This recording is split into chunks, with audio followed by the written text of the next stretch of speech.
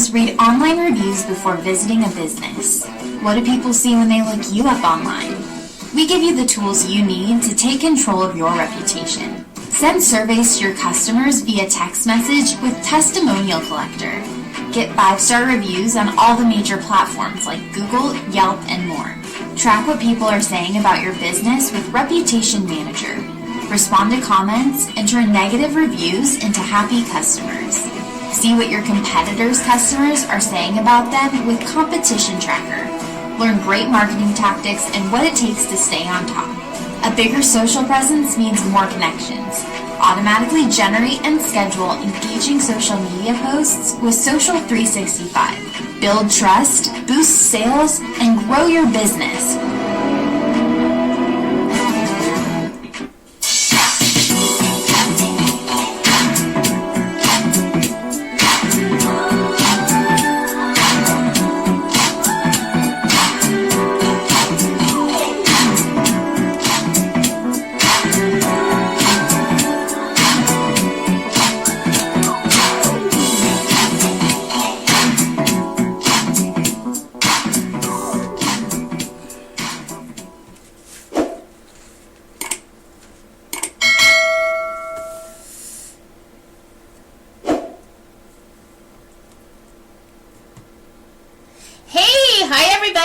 And I am back with another day in the life of an entrepreneur. I am Rose, your host of the Entrepreneur Life Show, and it is Monday, not Thursday. I normally broadcast on Thursdays, but lately I've had a lot of changes.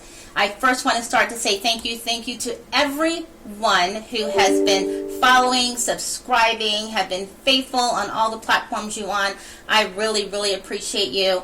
And as you know, I listen to my people in the comment section. So those who were talking about this specific person said, hey, if you can get this person on your show, I would love it. So yes, I got this person on the show. I work hard. When you ask, I work hard to get it. So before I introduce my guest today, which many of you should already know through the campaigns that have gone out, I would like to thank my sponsor, Marketing Out the Box, who has been so great and so amazing, always being there and supportive of the show, Marketing Out the Box with Sean Maddox. And again, for everyone who's listening, if you're watching on YouTube, jump in on the super chat, say hi, say hello. If you are on Facebook or Instagram, feel free to leave a comment and say hi, or maybe you are on Twitch, wherever you are. I appreciate you. So, who do we have on the show today? Oh my goodness, I'm like kind of nervous. Okay, so if you don't know who he is, you're not from this planet, basically. If you don't know who this group is, you're not from here. Okay, that means you're not amazing, you're not fun. So I have DC Glenn, better known as the Brain Supreme, from, as we all know, Tag Team. Remember that great hook that we all know? You know, Whoomp, there it is. You know, I'm in my 50s, but let me tell you, my kids in their 30s even know this. People, I mean, if you hear it, you know who did it, you know where it's from, you know the people, and he has done so much. And right now, I'm sure you all have seen the national commercial they've been doing for the insurance commercial for Geico, so I know you guys are going to know who this is and love it and always love him. So I am going to bring him on the show. Ladies, keep your clothes on. You can't throw them. It's virtual. No keys, no bras and panties, no bikinis that you bought at Victoria's Secret. It's all virtual, okay? So let's bring DC on the show and get this interview started. Hi, how are you? How are you doing this evening? I am doing wonderful, and I'm so appreciative that you have accepted my offer to come on the show. I'm very thankful and honored. I appreciate you so much. I appreciate being on this show. Before we start, I really have to get something off my chest. Oh, no. You allow me? Yes. Sprinkle! Oh, God. All right, we're ready now, y'all. That is the best. So, let me tell you something. So, I've been doing this show quite a while, and I if someone doesn't know who you are, who you guys are, I'd be shocked. But I specifically had people that were messaging me, and as I say on some show, that there's somebody you'd like me to have on the show. If I can get them, I will try and get them. And it was you. So here we are. I worked hard at that. So I really want to start off by, in sharing kind of your journey into your career and your choices, because you do so much. And people, not just relevant to the music industry, but so much as for the community and speaking and, mentorship. So if we can kind of start off with my listeners just saying, how did you get started? Where you grew up and where music was the thing for you, where you made that your choice at the time? Well, let me get a deep breath because it's a lot. Born in Chicago, Illinois, moved to Denver, Colorado with my family at 4 years old, and had a great childhood. I cannot complain at all. Got to ride bikes, play. We're in a community that cared and loved for each other, so I have had it very, very good, and I'm so grateful for that. And my 11th grade year, I switched to a different high school. That's where I met Steve Rowland. Yeah. Both last names are G, so we sat next to each other in homeroom, right? And Steve had a band, and they would play in the choir during lunch sometimes. And I was like, I got to be in that band. So that's one. Then I worked in the tardy office, and down the hall, Dr. Joyce Davis, who led the infamous Volt Vibration Choir of Manual High School in Denver, Colorado. I used to hear that beautiful music come out of that room, and I'd be like, I got to be in that choir. And then our first high school dance, some of Steve's friends came and DJ'd the dance. And I seen dudes scratching with 2 tracks, and I'm like, I got to do that. So... But did you know how to do it, though? That just got me so focused on what I wanted to do. I became a DJ. I sang in the choir, took over the choir, went all over the city singing everywhere, and then Steve and them let me in the band, and I was the lead singer of the band, and got us shows, and we were very, very successful in everything we did as young men. And I had to go to college, right? So I go to college, go to Sac State, and I'm this big bad DJ because I've been DJing for 2 or 3 years for no one, right? So I'm like, I could be a DJ, let me do your frat party. It was like, all right. It was a mega sci-fi party my freshman year, and the speakers blew, and I was drinking a 40 Old English, and lifted the wrong turntable needle off the wrong turntable. They was getting ready to beat my butt, but I talked them out of it. And anybody else would have quit, and I didn't. I said, okay, sometimes life has a way of crushing your ego and putting its pride in its place. And I just put my ears back and got better. And, there was 3 of us from the band who formed the tag team crew, me, Steve, and Otis Pete. And Otis Pete went to the Army. And it was just me and Steve, and that's what left tag team. And then instead of studying in class, I was writing rhymes in class. And I got very good at it. Then a friend of mine who was in the dorms, his name is Johnny Z, he ended up producing In Too Deep, who made Back to the Hotel back in the day. Yeah. That's one of my best friends in life. We met we lived on the same floor in the dorms, and I taught him all about hip-hop and how to DJ.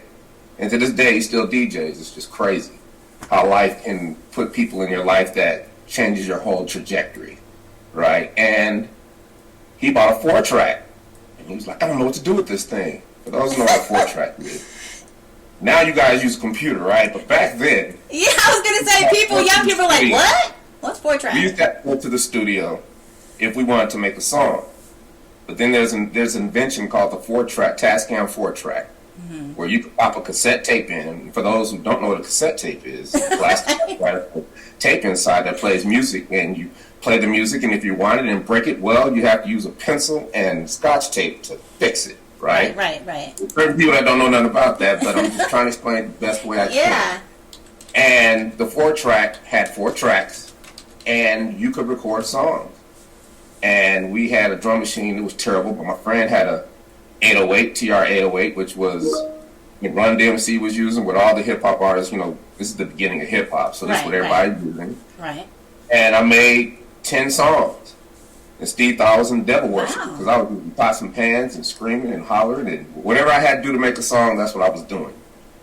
And, he was like, this dude's tripping, but he's like, he makes songs without having to go to the studio. Let me get one. And then it just went back and forth. And we just kept making songs and making music. I got better as a DJ. And, before long, I was doing every fraternity party. I was DJing in the clubs. I was doing everything but studying in school. Right? But, I got through it. And I went on a vacation in Christmas '88 to Atlanta, because Stephen moved to Atlanta to go to the Art Institute. And the first place they took me when I got to Atlanta was a place called Magic City. Oh, yeah, I'm sure. Entertainment club. And I had never been to one of those before. One of those. One of those before. And I had $500 in my pocket to spend for a whole week. And in 30 minutes, that $500 was gone.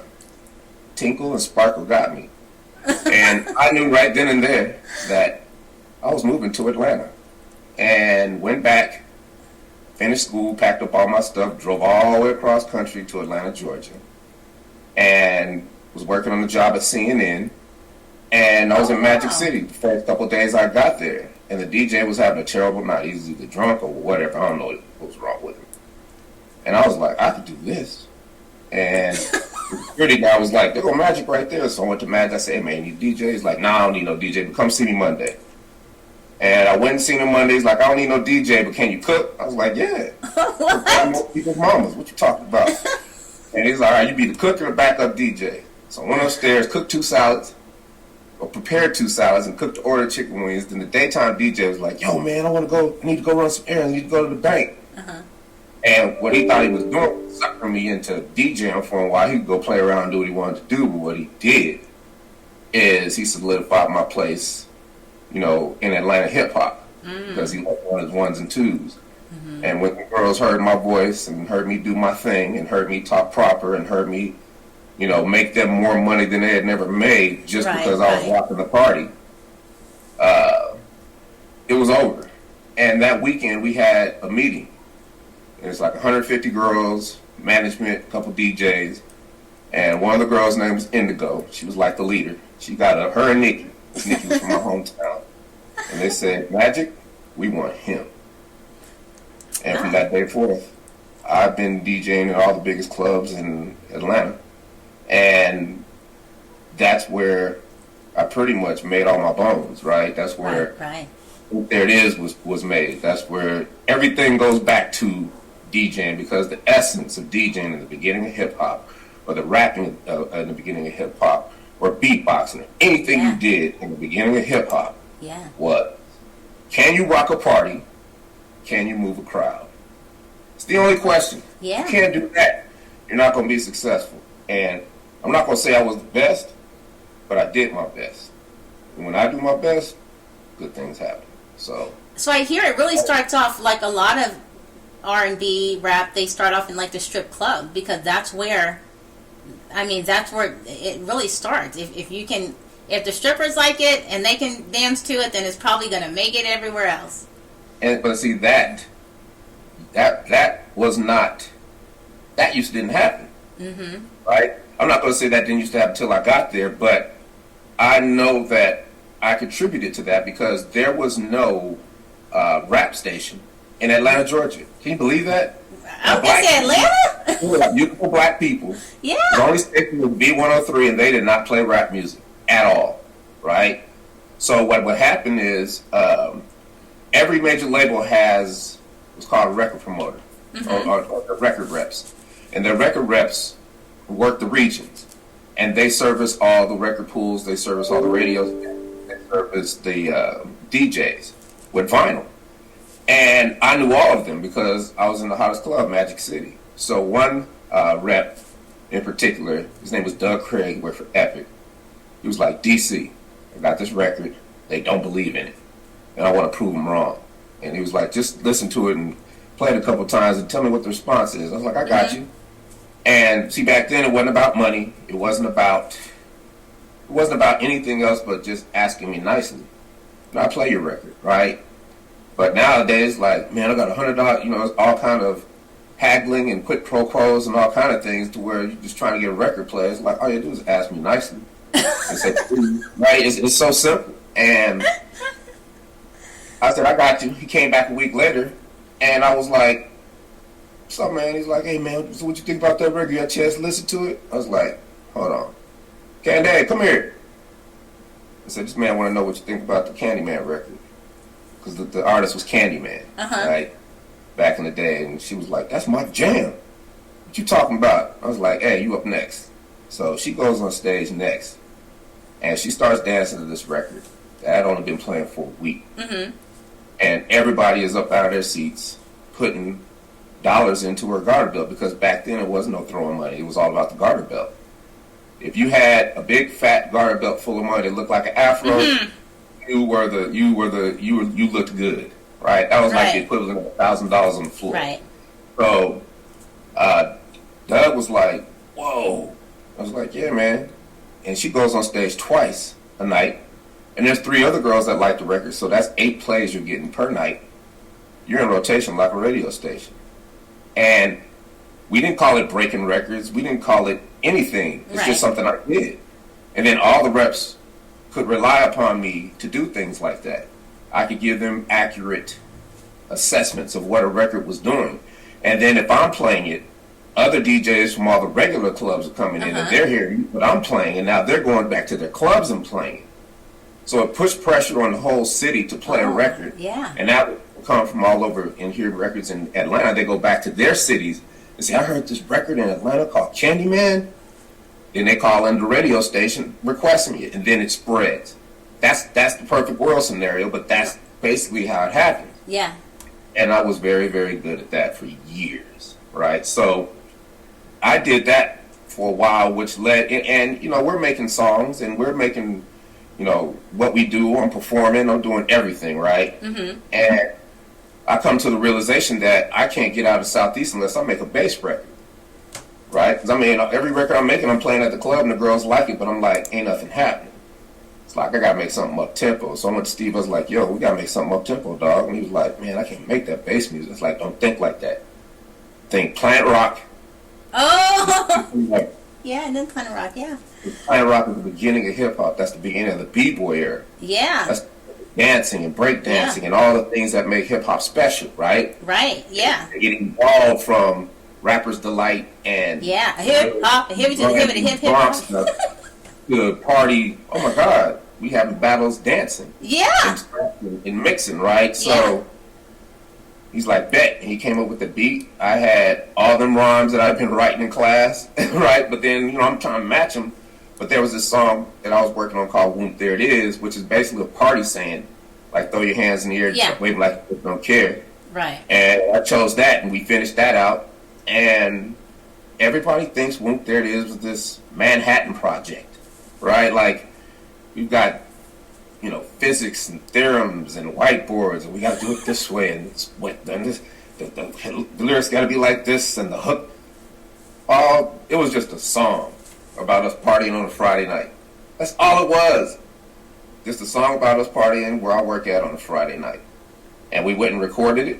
And that night I went to work and popped that cassette in. And 15 people came to the DJ booth talking about what the heck is that?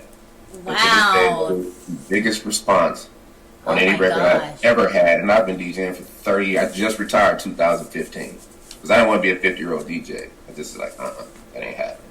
Not that there's anything wrong with that. It just wasn't for me because it's not that I didn't love DJing. It's just that the clubs changed. Like, I can't do it where people don't dance. Yeah. Right? That's too much to overcome and adapt to. Everybody just dance, just standing around and bobbing their heads. I can't. I need you to be on that dance floor, and I need you to get off the dance floor when I want you to get off the dance floor because I've switched genres of music. Because I went to reggae to go-go, and because I went to go-go. And went to house to bass, and then came back down and played 3 slow jams in a row. I'm mixing and matching my floors because when you leave the floor, what do? You go to the bar and you drink. And I made sure every owner see me like that. Right. Right. So I wasn't just a DJ. I was invaluable. And this is to everybody out there doing anything. I wasn't a DJ. I was DJ. I'm your light guy. I'm your sound guy. I'm doing your marketing. I'm doing your TV ads. I'm doing your radio ads. I'm doing everything I could do. I got health insurance. I got life insurance, right?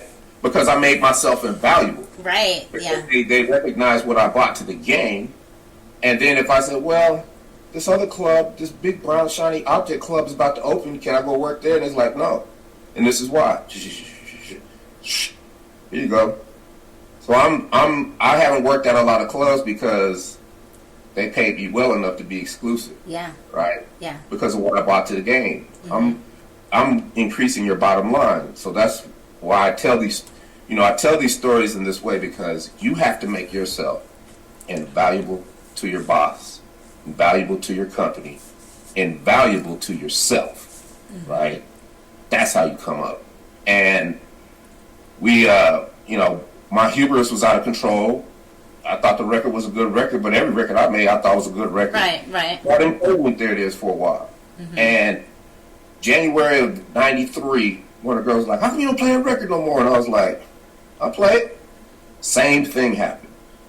But this time, Alan Cole was in the house. He worked for Columbia Records. He was one of my reps. Like, what is that record, man? I was like, it's my record, man. He was like, man, give me that. Took my record, sent it to the higher-ups in New York, and they called me. It's like, we love that record, but major labels didn't know what to do with it. Because it's from the South. They used to deal with New York and L.A. Right, yeah. You haven't heard of anything from Texas. You heard a little bit from Luke. But that was, I still was independent. Right. Major labels were in New York and L.A. And if you weren't from New York and L.A., it was going to be difficult for you to sign. You know what I'm saying? So they were just playing around, and I got frustrated. I almost gave up because it was just so frustrating. And a lady named Lisa McCall told me to call Al Bell. Al Bell, if you don't know, he was founder of one of the original 3 record companies for black music. Motown, Philly International, and Stax Records. That's one Al Bell on. And she was like, he put out the Deuce record. Remember the song Daisy Dukes? Yeah. He put out that record the year before, and it went gold. I was like, word. If it went gold, he might be able to do something with this, because I know it's a hit record. So I call him, and he doesn't call me back for about a week and a half, and he calls me, and he's like, what's up, brother? I was like, what's up, Mr. Bell? He's like, yeah. I was like, look, man, I got a hit record. I've tested it. I've been playing it like crazy. Everybody's going nuts over it. I'm so serious, you need to sign us. He was like, okay. I was like, wait a minute. You ain't even heard the record. And then, he paused. He said, look, brother, I don't have to hear the record. I hear it in your spirit. And I was like, whoa. He said, let's agree to agree. I was like, cool. And he said, send me the record, and I'll send you a contract. Wow. And I gave my 2 weeks in Magic City, signed a mixed-up record contract, and in a month and a half, we were platinum. That's how fast it was. That's fast. It was that fast. That was unheard of back then. The only records I knew that blew up that quick were Tone Loc Wild Thing. And even Ice Ice Baby took a while to blow. Yeah. Tone Loc Wild Thing, I remember that was my senior year in college. I was like, oh, that's banging. Like, it was instant. There's a few records that do that. And, what helped is that Ed Lover's a good friend of mine from Yo MTV, right? Ed Lover and Dr. Dre. Yeah. Ed Lover's at the club. He hears, he's like, money, what is that? And I was like, it's my new record. He's like, man, you got to give me that. You gotta give it to me, man. I was like, they like this in New York? He's like, man, give me that record. So I gave him a tape. He's like, I can't do nothing with no tape. I need vinyl. Right? So I was like, I'll get you vinyl, dog. When you come back, I'll have vinyl for you. Yeah. But when he came back, I was already gone from Magic City. Yeah. So we met, and we met that weekend at the club, and I gave him the vinyl. And that Monday, for anybody who knows back then, Yo MTV Raps at 4 o'clock every day was I know. must-watch TV. Yeah. You had to watch it. Yeah. And that day, that Monday, Dre and Ed played Whoomp There It Is the entire show. And that just shot it into the stratosphere. And then 2 weeks later, WGN Everybody knows the Cubs and the Braves because WGN and TBS. So when the Chicago Bulls win their third championship, you got all the Bulls on stage and 500,000 rabid fans in Grant Park chanting "Whoomp, there it is" simultaneously. Yeah. Then it was over. Then it was just, we were gone for 4 years. The company went bankrupt, and then the saga started, right? And we were in what would become to be a 20-year lawsuit, legal battle. I want to call it a legal battle. And to for the rights of Whoomp, there it is. Yeah. And it was brutal, and what I remember is that I didn't cry over spilt milk like other artists would. I wasn't bitter. I said, I take responsibility for this. I was mad, of course, but I had to figure out what I was doing. So I said, you will get your day in court. What can you do now? And that's back when I was into self-help and all that, right? And trying to find a better life for myself, because I went through a whirlwind and then been let down, but I had been in the club and I watched artists rise and fall. I watched them come in the club and treat people like crap, and then fall and watch people revel in their demise, right? I said, I will never be that dude. I will always stay the same. I always treat people the same. I will always be me. And my father, at the beginning of Whoomp, he was like, son, I'm proud of you. He said, this will end. And I'm like, what? And he gave me an analogy. It's like when I was coming up, all my friends and college friends, they was hustling in the streets, had all the girls and had the Cadillacs and everything, but I just stayed in my school. I stayed focused. And now I've got all the Cadillacs. And I got the girl I wanted, which is your mother, and they got nothing. And she said, I tell you that to tell you when it starts to fade, don't chase it. It'll destroy you. So don't chase it. And he meant the fame. And I remembered that. I was like, I got you, Pop. And I struggled with that, right? Because, at one point I was the number one dude in the world, right? But, there's only one way to go when you're number one, that's down. Yeah, right. And if you're not prepared for that, it is very shocking. But because I could kind of flow back into DJing and I had spent my money trying to sue the record company because I thought I had long money, but they got long money. So there was no way that was going to happen. Plus the lawyers was with me. I learned all these things the hard way. You have to learn things the hard way.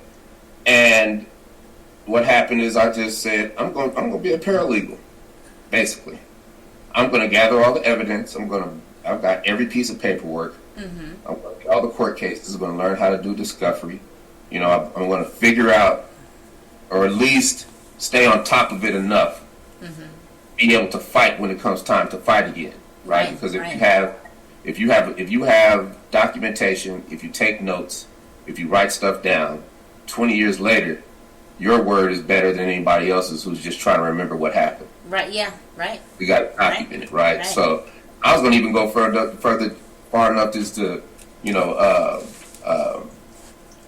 just validate every piece of it, right? Just go to another Republican and be like, just stamp all these, right? But I was like, you ain't got to do that.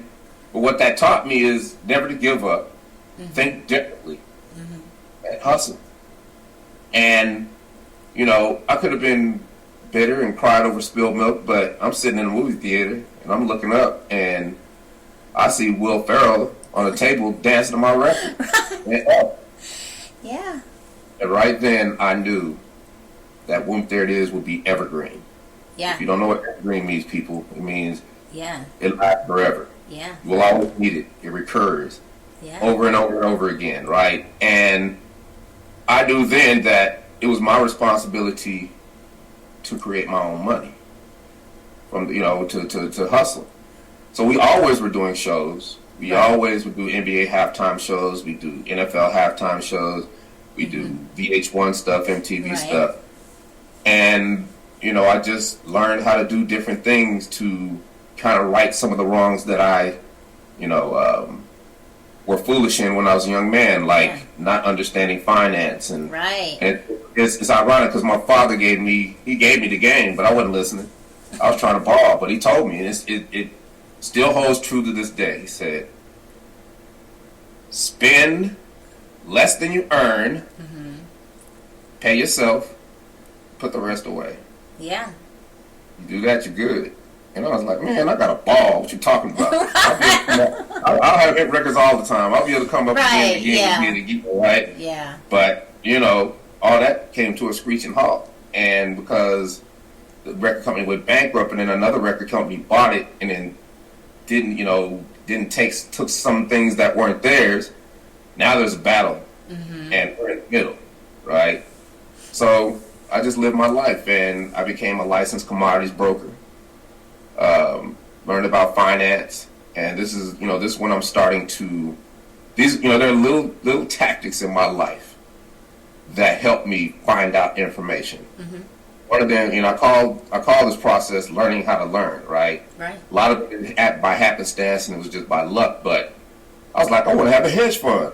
I'm like, oh, you know nothing about no hedge fund, right? But I was like, I want to have a hedge fund. So how does a hedge fund work? Well, let's find out. And let me start calling hedge fund managers because they manage hedge funds, so maybe they could tell me.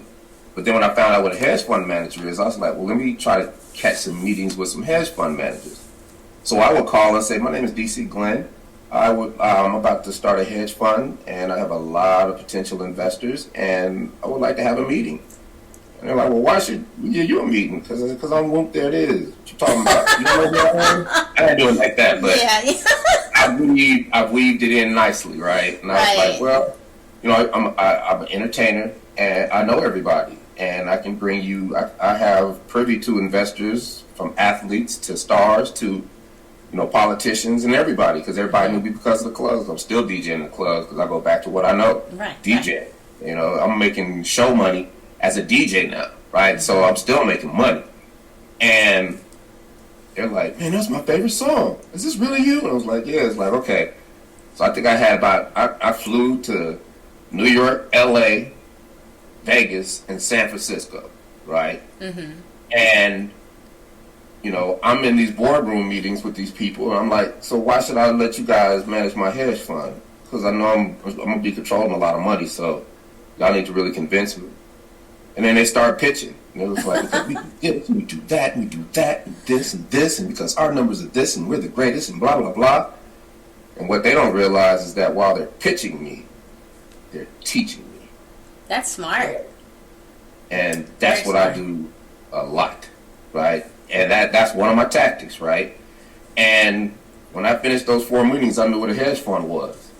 And I knew it wasn't for me because I'm basically playing with money. And I'm not about to be playing with people's money, and I can't tell them what their money's going into, and I can't control it like that. It's just like, they invest and let me do it, and that's it. And I couldn't do that. My integrity wouldn't allow me to do that because I would have had to leave everything I loved and did that.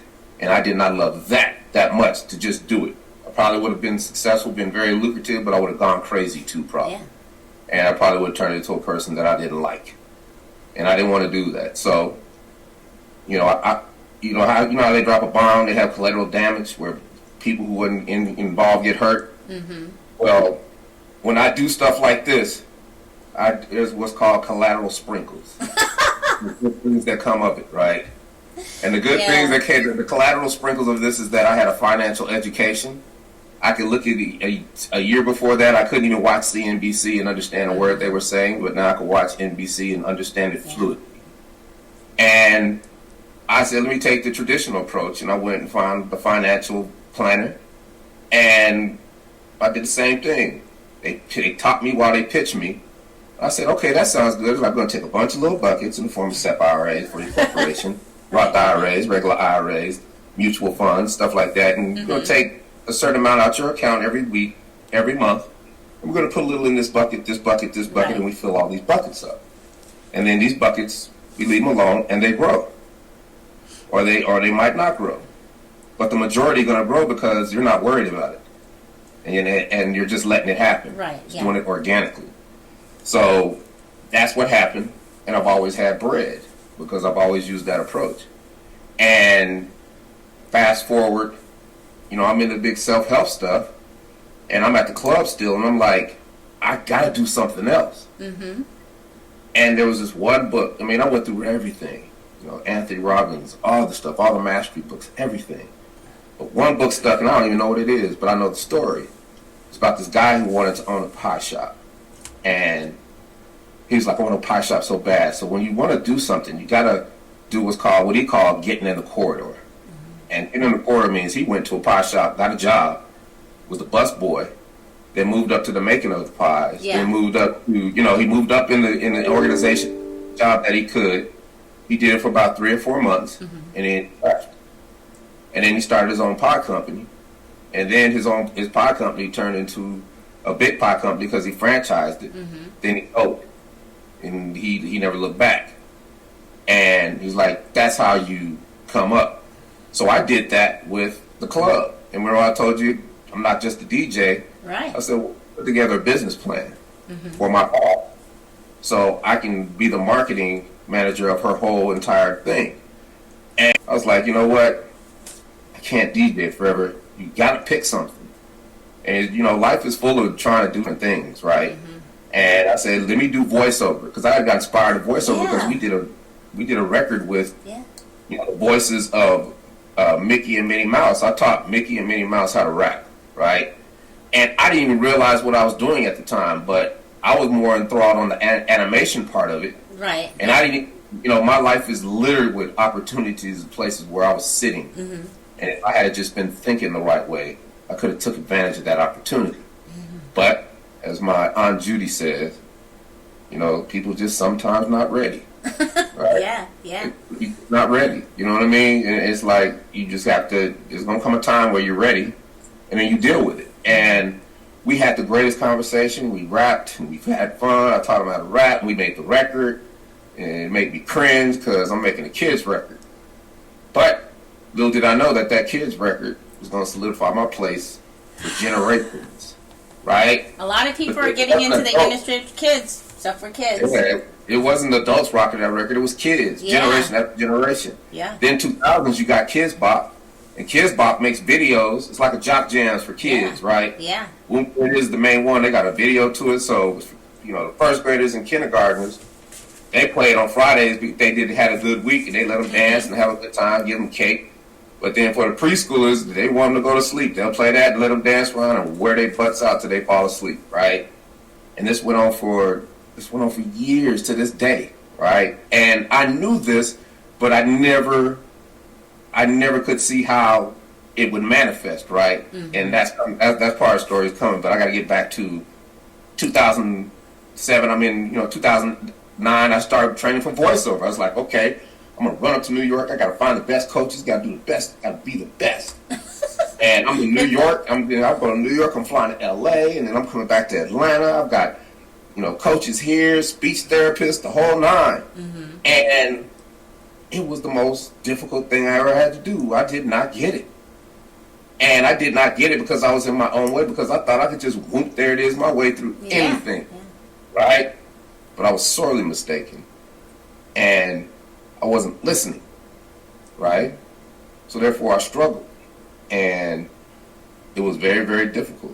Mm-hmm. And I didn't give up, but I couldn't figure out why it was so hard for me to be a voiceover artist when, I'm looking at people, one reason is because those people have been doing it 20, 30 years, right? Yeah. I'm just new to it. You're not going to be able to be good something brand new to it. Right. So I had to be realistic about it. Right. So I said, keep training. And that's one of the things that you nurture, on a weekly basis. I found coach in Atlanta and just kept training. But in 2012, I get a call while I'm at work. DC, they want you at the front door. Got a phone call. This lady, she's really tripping. She says she didn't get off the phone until she talked to you. I go to the front door. I was like, ma'am, please call me in the morning at this number. Because I'm working right now. The record's about to go off. Got to go by. Click. And lady from the New York Times calls me on a Sunday morning. Says, did you know Gawker ran an article about you guys and said that Barack Obama was in your music video? And I was like, what? It's like, yes, and the world's going crazy because everybody thinks Barack Obama's in your music video and they're trying to use it against him. I was like, whoa, what? I turn on the TV and boom, that's all everybody's talking about. I go online, that's all everybody's talking about. I'm like, how did you find me? She was like, over the hill and through the woods. It was very funny. Yeah. And that whole week, we did press, CNN, NBC, ABC. We did everything. And I lost a lot of money that week because they couldn't find me, right? And if they can't find you, they can't pay you. Right, yeah. And that's when I started my SEO career. That's when I said, you know what, that'll never happen again. Mm-hmm. And I started learning how to make websites, learning how to optimize websites, learning how to optimize all the social networks, doing the grunt work, right? Learning the whole game. And 10 years ago, you would type in tag team, and it'd be all wrestling. You type in tag team today, oh, I know. It's all tag team. Right, yeah. Period, right? Yeah. And because I'm cold with it, I can get pretty much any keyword I want within reason, right? So I know how to do this, and I know how to get in front of people. And that's because that's one of those, learning how to learn things. You sometimes it's just as simple as asking for help. I used to go in these little chat rooms with these gurus, and they be talking, SEO, and one guru, his name was Marco. And I just hit him up. I was like, Marco, man, I just need help, dude. I'm just trying to learn how to do this, man. Just help. How much it costs, right? And he's like, I ain't gonna charge you nothing because you asked for help. He been helping me ever since. Like, everybody helps me because I just ask nicely. Yeah. Right? Yeah. Just asking somebody something nicely and saying, please help me. They're gonna help you. Mm-hmm. If they don't, somebody else is gonna help you, and then one day you're gonna see them people and you're gonna be able to look them in the eye. Yeah, I agree. Yeah. And they know they did you dirty, and that is good enough. Right? Yeah, I agree. It's not about burning bridges, being vengeful, being hateful, none of that. It's just about not falling for what people perceive you as. Mm-hmm. Always believing in yourself and trying to figure out a way to solve problems, solve solutions, make solutions for excuses. Right? That's a good way to put that. When people give me excuses, man, I can't do that because of this, that. You've just given me a gift because I'm going to come up with 5 solutions for every excuse you gave me and put it in my toolbox. So when I run across that, I'm prepared. Mm-hmm. Everything is preparation now. I've got, before you're young, you're flailing, you're trying to figure things out. Yeah. Everybody's like, man, you try to do too much stuff. You got tentacles everywhere. And it's like, they always tell you, jack of all trades, master of none. It's like, but you keep hustling long enough, some tentacles merge, and they become one big ball. And all those little things, you become masterful at a lot of those trades, and they all serve you in one way or another, right? So never stop hustling, never quit, just keep it moving. And, fast forward, the lawsuit's happening now. They get their day in court, the big battle suit ensues, and the record company that took it lost it. Oh. So it's like, we won kind of, but we didn't. Because now somebody owns the rights to our music. Yeah. But the other ones that did own the right that wasn't paying us, they don't own it no more. But the ones that have it, they ain't going to pay us either. Right? So it's still a messed up situation, right? Mm-hmm. But now it starts a series of appeals. Mm-hmm. And you try to appeal and appeal and appeal and appeal. Mm-hmm. And the last appeal was in 2016 to the Supreme Court. That's a long time. Yeah, can you imagine today on news? The Supreme Court takes on the tag team Whoomp, there it is case. Right? Can you imagine that? But the Supreme Court's like, get that out of here. Go on with that. Nobody try to do that. And then it was over, but then it was like, now we had to go to court because it was like, well, we won. He was trying to take our stuff now, what I already had, what I've had all my life. Because we still get a royalty check, right? Mm-hmm. So that's when I had to fight, and that's when all that preparation, all that organization paid off because I saved myself half the cost because I did all the paralegal work. Right. And did all the research. All I had to do was give them the boxes. They came up with 6, 7 different ways to win, and we prevailed. It was a war, but, I came out of that, lost a leg, lost a hand, I got an eye patch, I was tore up because it was traumatizing. Actually, just being rid of that out of my life, and I was depressed. I laid in bed for August of 2017. August 2017, I laid in bed for a whole month, just asking myself, what are you gonna do? What is you gonna do? Because I retired from DJing in 2015. I retired from something that I loved doing my whole life. Like I said, the club was different. You know, everything shifted, and I couldn't shift that way. Right. Right. It's not that I couldn't, but I wouldn't have been happy, and it was destroying my spirit. It was making me an unpleasant person. Right. But you don't know that when you're in the darkness. Yeah. Because you're in the darkness. Yeah. Right. So I took a leap of faith. It was terrifying. It was scary. But it is proven to be the best thing that ever happened to me. And I'm laying in the bed, depressed. Everything's, cool, but then it's like I get a call. Hey, we want you for a voiceover. $10,000. We got you. Word? I need to be a voiceover. I know what I want to do. I need a voiceover. I know what I want to do now. Let's go. Right? And I did that voiceover, and then right after that, I signed with the People Store Agency. They needed an African-American talent. My voiceover coach told me, send them your demo now. It's like, we love you. Signed with them. They start giving me auditions. I booked something real quick, and then I'm up there in a meeting, and the owner comes in, Rebecca Schreger. She's like, I love your face. Put it on camera. I'm like, what? Now, we all have our dreams of being an actor and walking on that stage and giving our Oscar speech, even if we never going to be an actor. Right, yeah. Always dream, right? That's always a good dream to have. Yeah. And I always wanted to be an actor, but never pulled the trigger. I never found a reason to pull the trigger. I lived in Atlanta. I didn't live in L.A. These are the things that creep into our mind because you hear other people say them that, well, it's not possible then, right? And I started taking acting classes. Oh. I headshot. And then it got good to me. So now when it gets good to me, I go hard. Now I'm in class every day. I'm in class sometimes 2-3 times a day. I go to every workshop on the weekend. I go to every workshop these casting directors have. I learn everything I can, download everything I can, learn everything about acting I can, and still can't act worth a damn. But I'm putting in the work. Right. And sometimes you put in the work, you don't know that you are getting better because the lie is always there. The lie of, instant gratification. Right, yeah. The quid pro quo deal, right? Like, I tell everybody, there is no quid pro quo. You just play offense. Keep doing stuff. Just keep going. Just push, right? Don't think about it. I tell people, you don't plant a seed in the dirt, then sit down and cross your legs and look at that plant, that seed, and say, grow seed. Come on, seed, grow. Yeah. Man, this seed don't grow. This seed don't work. I quit. You don't do that, but how many people do that? Oh, yeah. And they'll just think if they'll pray, it'll happen. I did this one thing, and it didn't happen, so I guess it's never going to happen. No. You plant that seed, keep it moving.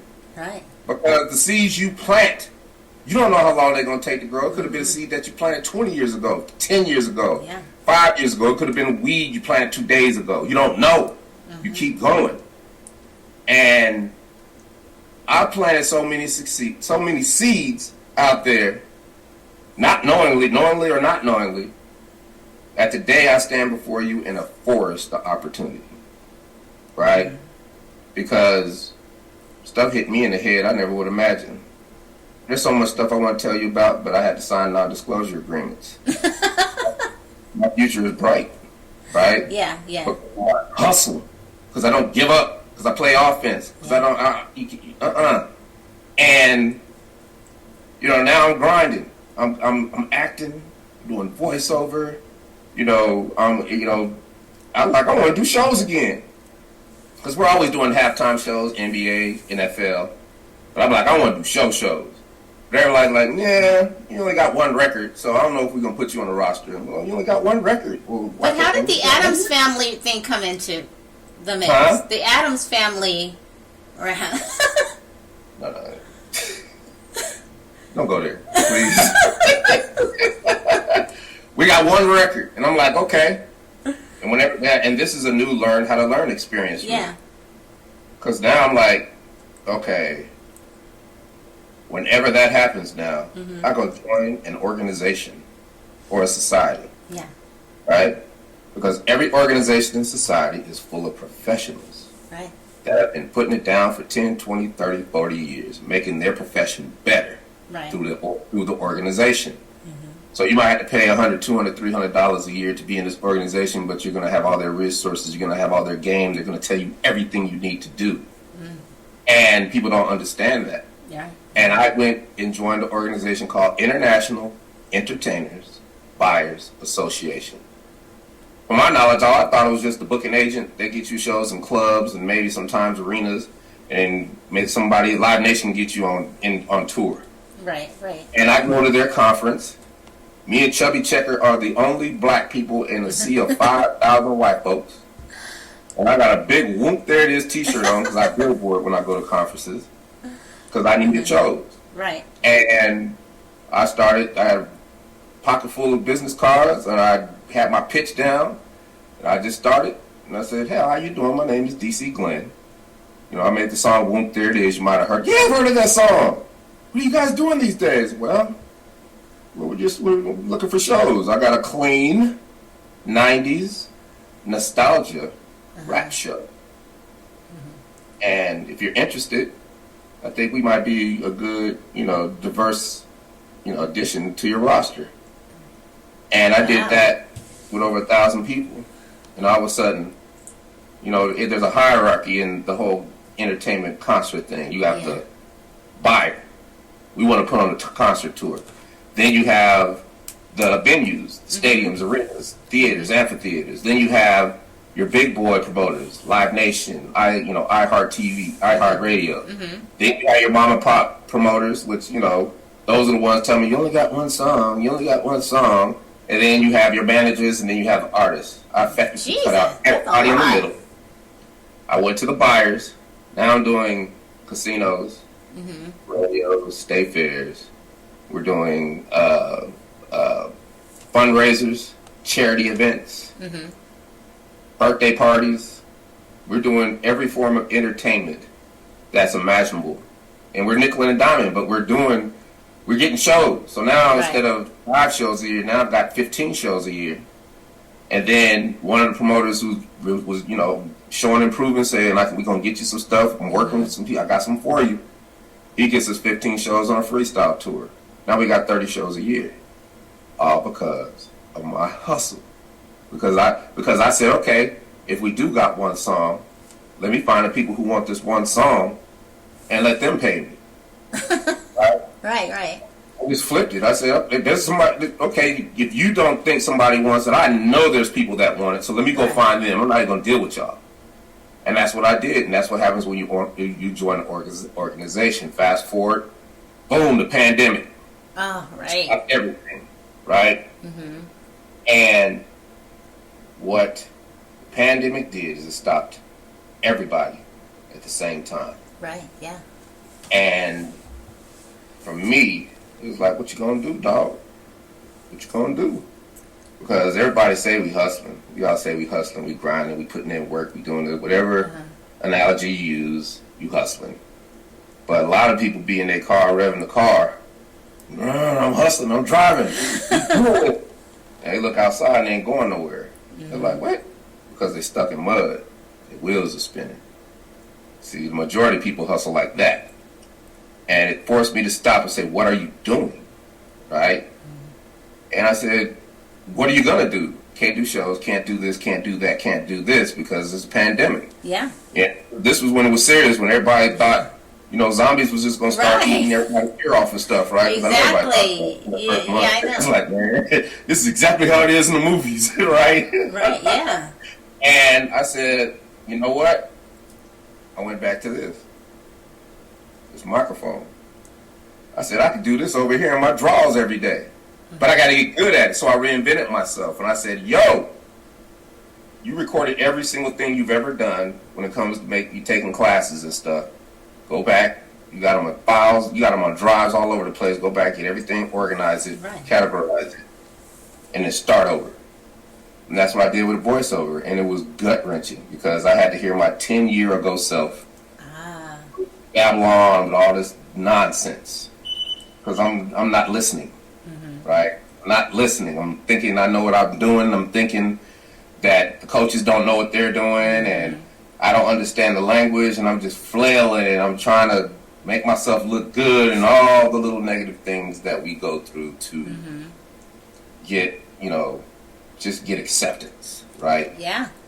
And I didn't even have to do that. All I had to do was listen. So I listened to my first script that I did, and a tear almost came out because it was just so cringeworthy. It's already bad enough I had to listen to my own voice. But it's like, to hear my own voice sound like that, doing good well, I sound better than that. I was like, you know what? It was cringeworthy, but at the same time, it was inspiring. Right. Because I knew I could do it. I said, let me take their notes. Let me do the script over. And I did the first script I ever did over, and it was angelic. Because I had finally had mastery over my voice. And I was like, oh yeah. And I went, for the month of March 2020, I went through 42-hour sessions of all the voiceover I ever had to do, listening to myself talk, listening to myself flail and struggle and get it a little bit, but I understood every word they were saying because I'm an actor now, and I'm a voice artist now, and I'm a different person now because I listen. Yeah. And I started booking instantly. And then in April, because of all this hard work, I get a call from my acting coach. Hey, I'm casting this movie. I need you. I put you in this part. You can get to Nebraska. I was like, but what? He said no but a word. I'm in the middle of Nebraska in a cornfield, happy as a clam, shooting my first movie, right? Because of all my hustle, because I stuck with it, because I didn't give up, because I developed those relationships. I met the coaches. I became their friends. I put in work for them. I became their assistants. I did whatever I had to do to learn how to act better. And my pandemic started off beautiful because I had booked a national Pizza Hut commercial. And it was from March Madness. And I had changed my approach to auditioning because I wasn't having success, so I had to flip it.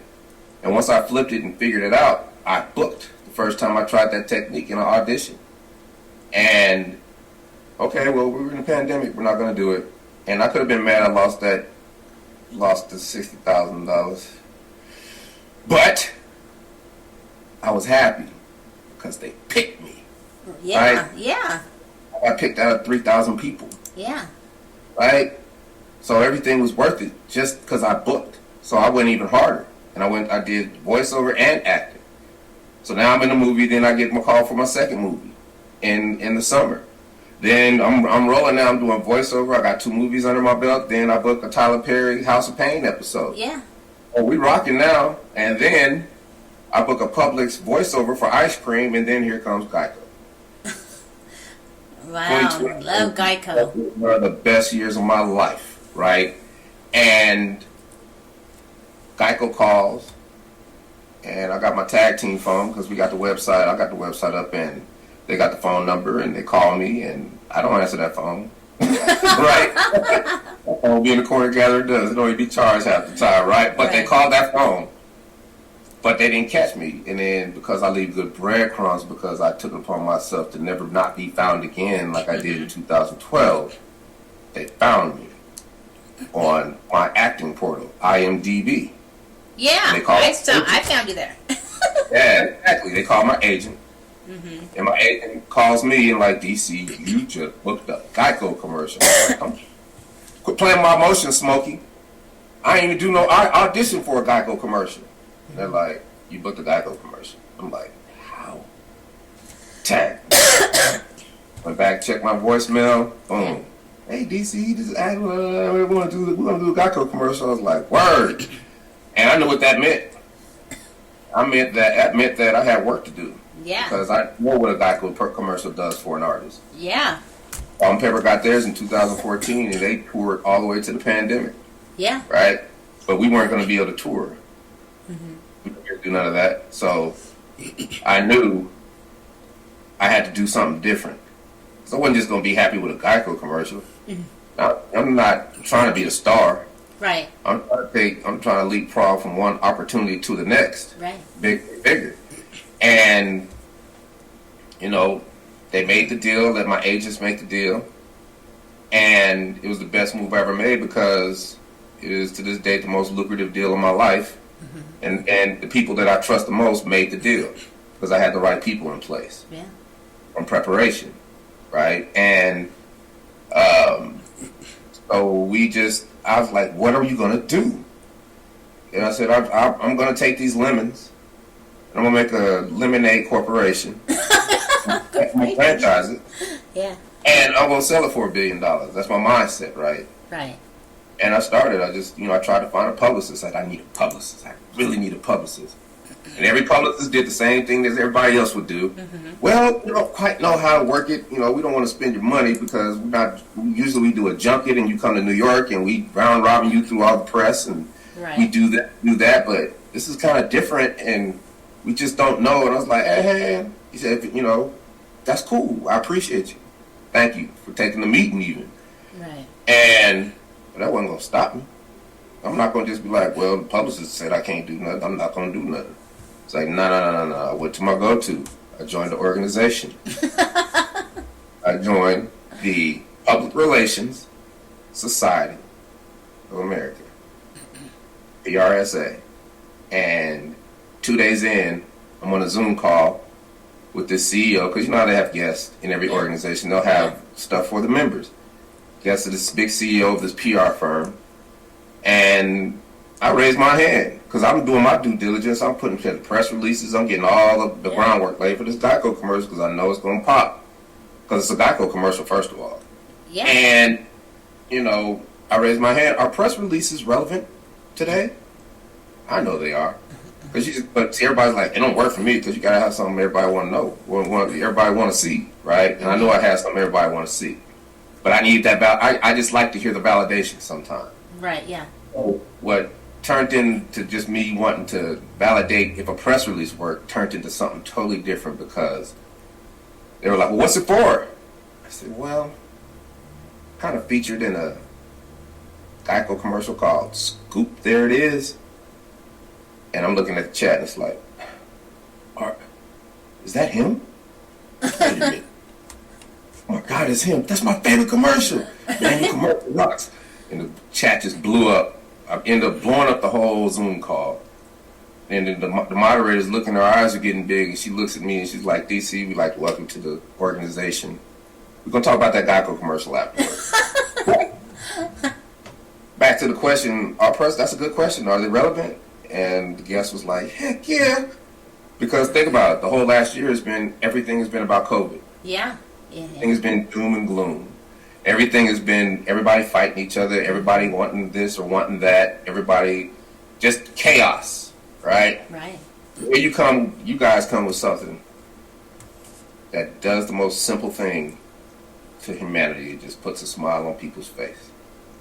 Sometimes that's enough. Yeah. Right? It brought joy. We brought joy to people in ways that I could have never imagined. And she was like, and not only that, you want to go here to get in front of all the TV talk shows. You want to go to this site to get in front of all the reporters. You want to go to this site to get in front of all the journalists. You want to go to this site right here to get in front of all the podcasts. You want your pictures to be like this. You want this to be like this, that. Wow. And you should do well. And they gave me the game, the entire game, in 10 minutes. Oh my God. I have not looked back. And it has opened doors for me I could have never thought possible. And it is the reason you and I and your beautiful audience are talking today. Right, yeah.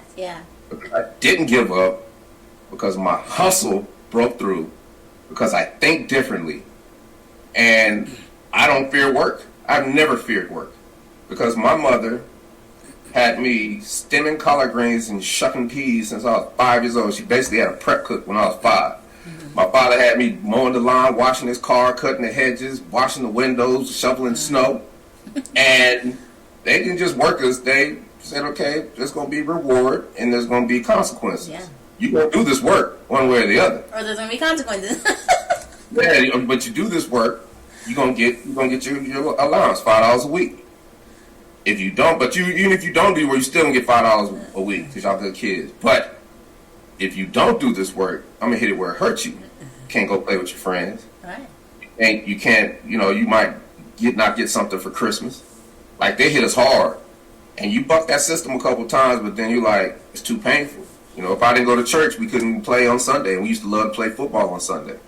Oh. So we didn't go to church. It's like, you gotta go to church, you can lay in bed all day. But you can't go play with your friends, and you can't watch TV. Oh, you ain't gotta do that, but you ain't gonna watch TV tonight. And it was real easy after a while. Just do the work.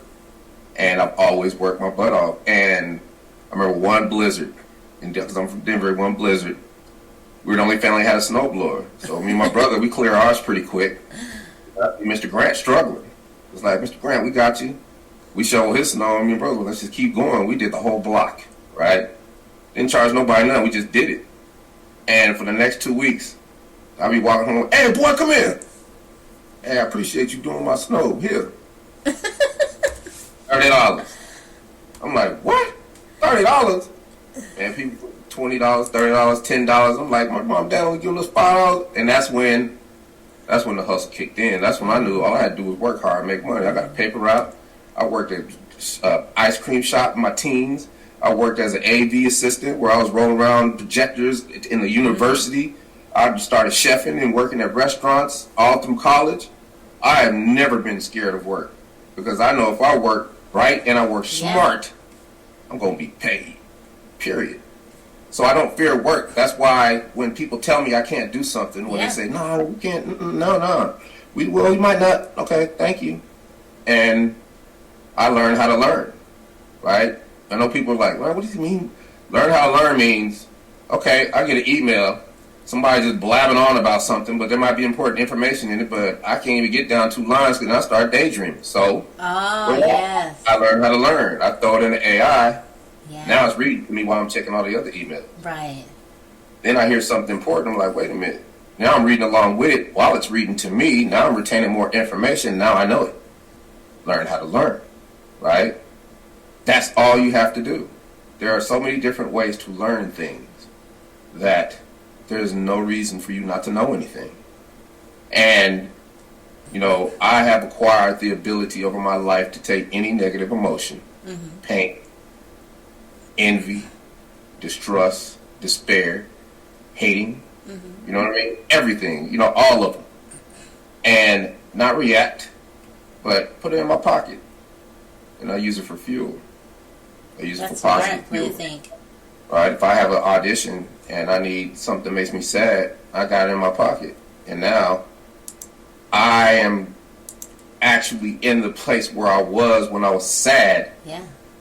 And instead of me becoming the character or a caricature, the character becomes me.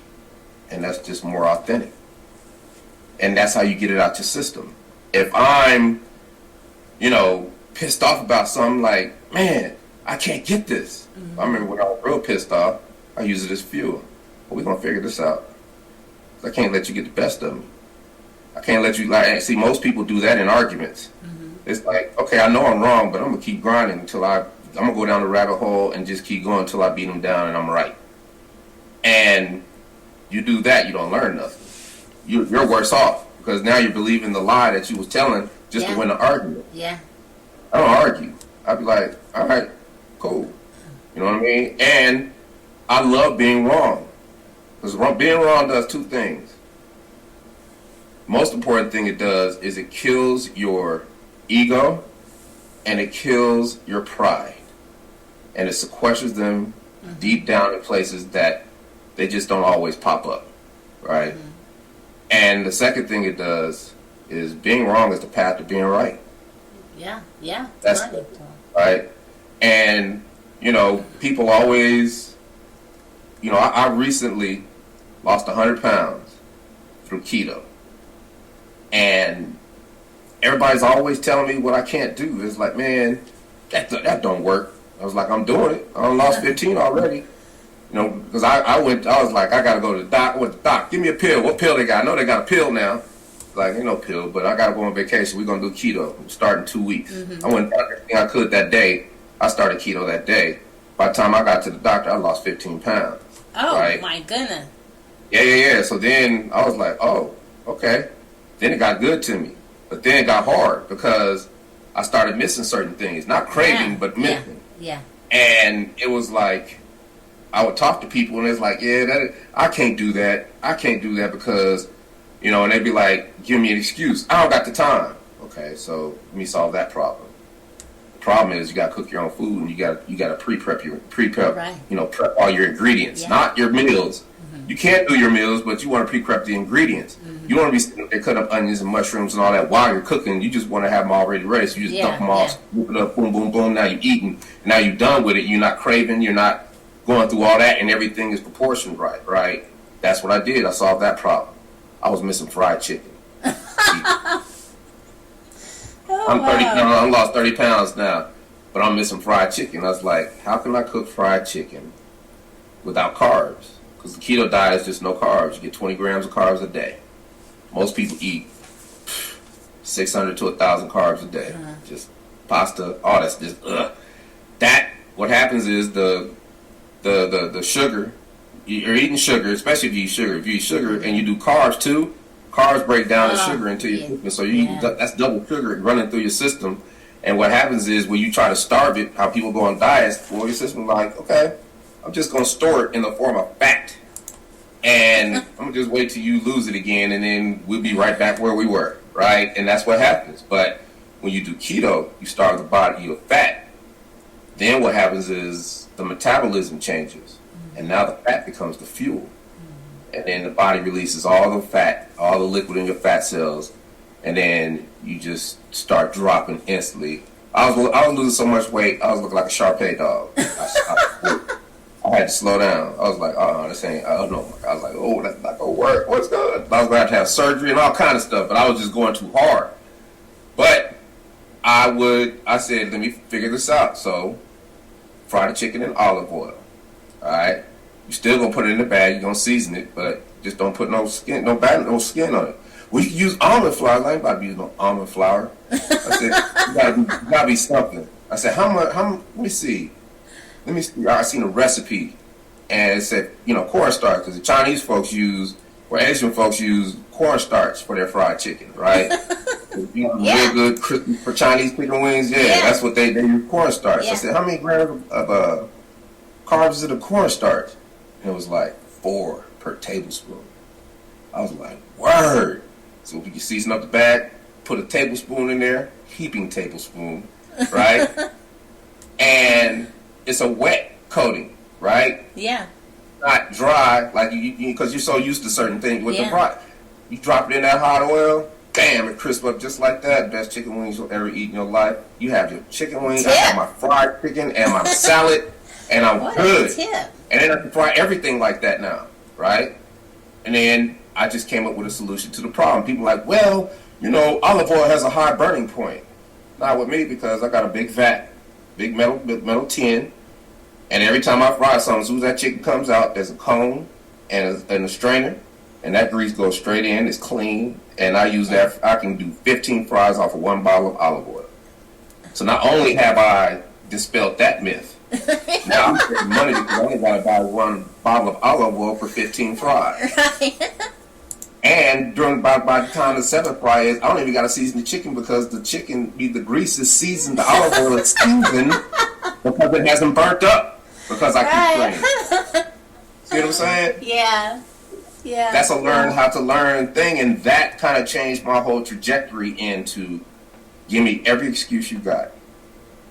I can't lose weight because of this. I can't do this because I don't have time. I can't do this because I don't have a freezer. I can't do this because of this. I can't do this because of that. And I will come up with 5 solutions to everything you can't do. Like I said, put it in my toolbox and ride.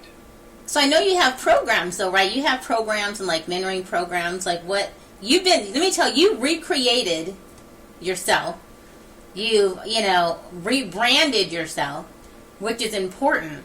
And looking at artists today, I'm over 50, and so when you have really good quality music. Even like my kids and their kids, because they're always going to remember something comes on. So, what advice would you say to these up and coming artists? Because it seems not all, But most are more concerned with the notoriety, the flash, the fashion, the style, the likes, the followers, and then they're just done. They had a song, you never hear anything anymore. And even with financially, you see a lot of them are going bankrupt or already, not having money or selling off because they're buying everything. Mm-hmm. And that's the tragedy of it, right? Mm-hmm. And what I do is, they come to me all the time, DC, put me in the game. First of all, I don't rap no more. I'm 50-something. What are you talking about? Right? But I'm a better artist now than I've ever been. I'm more creative now than I've ever been, but I use it in different ways, mm-hmm. right? You have to think different. They're not thinking different. So I'm like, okay, I'll help you. And they're like, what I got to do? I got to go to the club and perform in front of everybody? What I got to do? I got to go do this? I got to get a gold chain? What I got to do? I'm like, no, give me an email. Give me an email. I got a book I want you to read. And if you don't like to read or can't read, I got a video for you. When you finish that, hit me back and we'll talk. And I can tell you, 98% of people do not call me back. Because everybody wants it fast. Everybody wants to be a star. Everybody don't want to put in no work. Everybody don't want to know. Mm-hmm. And they don't even realize I'm giving them a game in one book. And going to tell them. But I'm not going to give them the whole game. I'm giving them a test to see if they're worthy to get to the next step. And the next step, and the next step. Because you can't eat an elephant all at one setting. You only eat it forkful at a time. Right. I'm going to wear people out, I'm wearing people out now, telling them everything I'm telling them. Right? It's too much information too quick. Yeah. Right? But you're going to pick up some things here and there, but why not just tell you one thing and then see what you're made of? And that's how I value my time, and that's how I work it. And I have a guy named Cordell. He's a veteran, Afghanistan rapper. He raps to deal with his post-traumatic stress disorder. Mm-hmm. And he hit me up. And I was like, all right, I'll send you this file. And he's like, all right, cool. And he hits me a month later. He's like, man, I'm kind of confused, but I read it. I kind of understand. I was like, nah, just the fact that you put forth the effort, we're going to go over this. Yeah. And we had our conversation. I went over it. He understood it. And he was like, oh, okay, I get it now. Cool. All right, I know about that, but how's that relevant? I was like, dude, I just put you in a situation where you will never be taken advantage of in the music industry. Because that book is about music publishing. I said, brother, I done gave you the back end first. Mm-hmm. I done gave you the back end first. I'm not going to give you the front end. You already want the front end. You want the girls, the cars, the clothes, all that stuff. Yeah. I'm giving you the back end. After you done had your record, it done fell, and you like, what the heck am I doing? And the record company don't know you no more. I'm giving you that. Because if I give you that, you realize all that other stuff don't mean nothing. Because when you do this part, when I give you the back end and you do the back side first, you don't get taken advantage of. And even if you have a mediocre record, you own the rights to your record, or you have power over your record, even if you're sharing it, to make money for the rest of your life. Even if it's because you can sync it, you can license it, you can do whatever you want with it, you can remake it. And it's all you. But if you don't have that record, nobody remembers you. Yeah. You just had a record, you fell, and now you're bitter. Right? And that's what I do for people. And my mission for the rest of my life is to talk to people, anybody who want to listen, and just tell them the things that I wish somebody had told me when I was a young man. And don't get me wrong, my parents raised me lovely. But my father don't know the ins and outs of the music industry and about all them snakes and how they do recoupment and do all the things they do to trick you out of your money. Right? So I take full responsibility that what happened to me. And because I took full responsibility, this is why I'm standing here now with all this opportunity. Right. Because I didn't cry over spilled milk.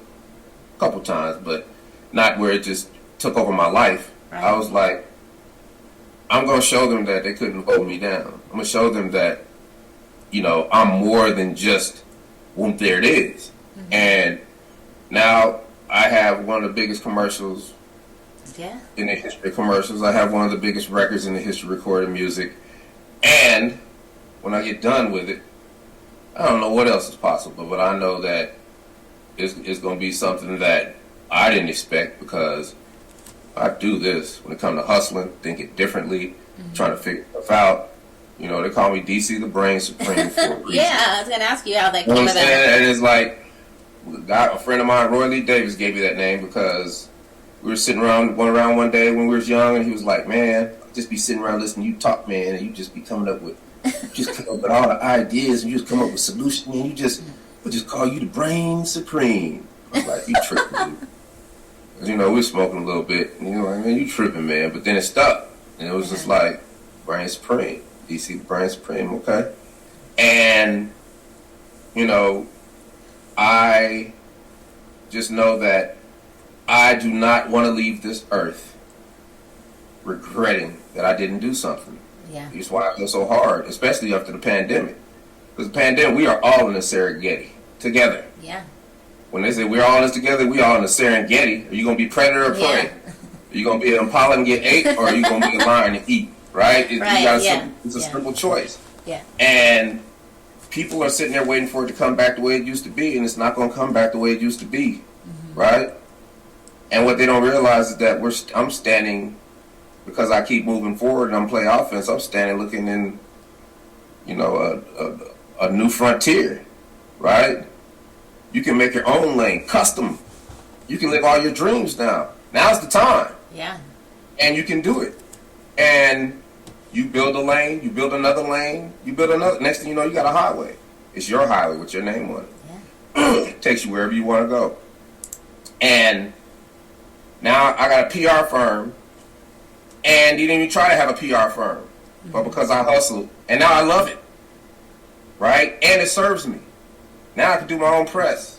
I do 5 or 6 of these a day. Interviews, whatever.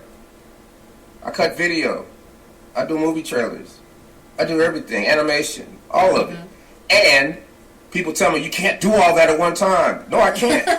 There's no way possible to do it. You're right. But I can be prepared for all of it. Yeah.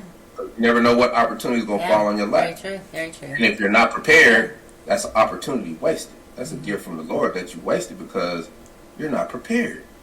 So, pandemic taught me, better prepare, boy. And the beauty of it is that everything switched along with it.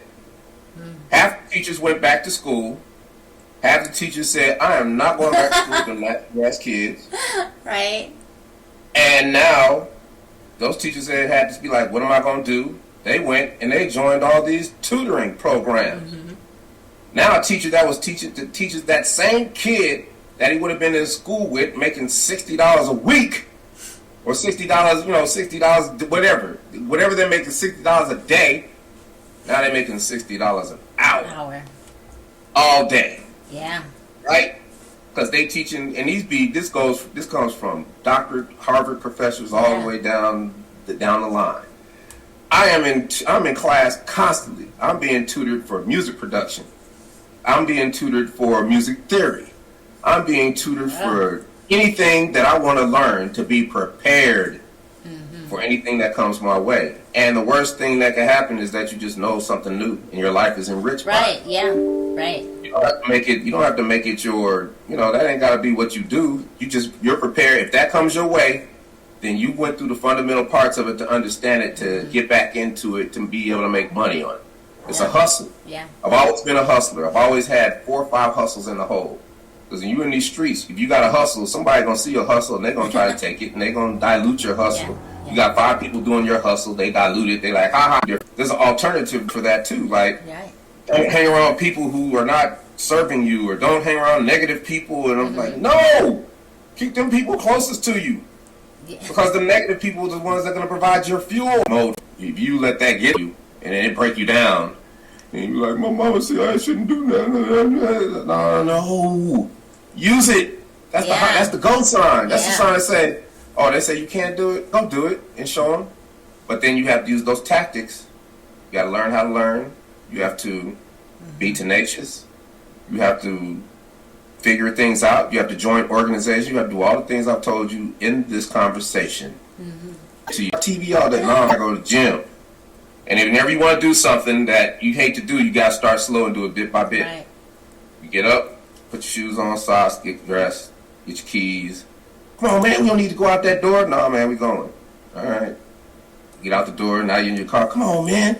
Let's go to Links, man. We ain't got to go work out, man. Come on, man. Come on, man. I don't want to go work out. No, we're going to work out. You're in front of the gym. Man, come on, man. Okay, we're going to go in. We're just going to do a little bit. Yeah. And then you get inside the gym and Mr. Saboteur is gone. Yeah. Then you go through your workout, and then you sitting in your car, and there's only one thing you can say. Damn, I'm glad I went to the gym today. You should So be that way true. with So everything. true. Yeah. So true. You do it anyway. I hate doing the stuff that I do sometimes, but I do it anyway because I know that I'm gonna feel better that I did it. Yeah. I did it, and it's the right thing to do. Just do right. You know it got to be done. Do it. Have you a list. Whenever I get to scatterbrain and just going all over the place and nothing's getting done, I'm spinning my wheels. I stop. I always got a list, and I start at the top and finish the first thing, no matter what. And the next thing you know, I don't finish half the list. Right?